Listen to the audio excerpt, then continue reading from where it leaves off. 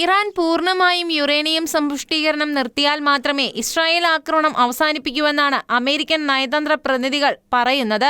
US president Donald Trump പറയുന്നതും ഈ അഭിപ്രായം തന്നെയാണ്. പക്ഷേ ഇസ്രായേൽ ആക്രമണം തുടരുകയാണെങ്കിൽ അമേരിക്കയുമായുള്ള ചർച്ചകൾക്ക് പ്രസക്തിയില്ലെന്നാണ് ഇറാൻ വിദേശകാര്യ മന്ത്രാലയ വക്താവ് പറഞ്ഞത്.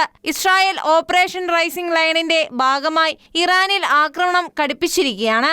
ഇറാനിലെ ഏറെക്കുറെ സൈനിക കേന്ദ്രങ്ങളും ആയുധശാലകളും സൈനിക മേധാവികൾ, ആണവ ശാസ്ത്രജ്ഞന്മാർ, ആണവ നിലയങ്ങൾ, റിഫൈനറികൾ എന്നിവ ഇതിനോടകം ഇസ്രായേൽ തകർത്തു കളഞ്ഞു. 2 ദിവസമായി ഇസ്രായേലിലേക്ക് അയക്കുന്ന ബാലിസ്റ്റിക് മിസൈൽ ലോഞ്ചറുകളും മിസൈൽ ശേഖരങ്ങളും ഇസ്രായേൽ വ്യോമസേന തകർത്ത് തുടങ്ങിയിട്ടുണ്ട്. ടെഹ്റാനിലെ വ്യോമപാതം മുഴുവൻ ഇസ്രായേൽ വ്യോമസേന സ്വതന്ത്രമായി ഉപയോഗിക്കുന്ന സാഹചര്യമാണ് നിലവിലുള്ളത്.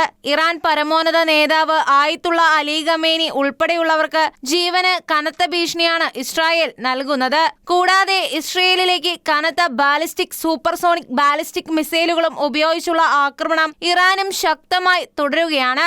ഈ സന്ദർഭത്തിലാണ് ഒരു വെടിനിർത്തലിനായി ഇറാൻ ഒമാനെയും ഖത്തറിനെയും സമീപിച്ചതായുള്ള സൂചന പുറത്തു വരുന്നത്.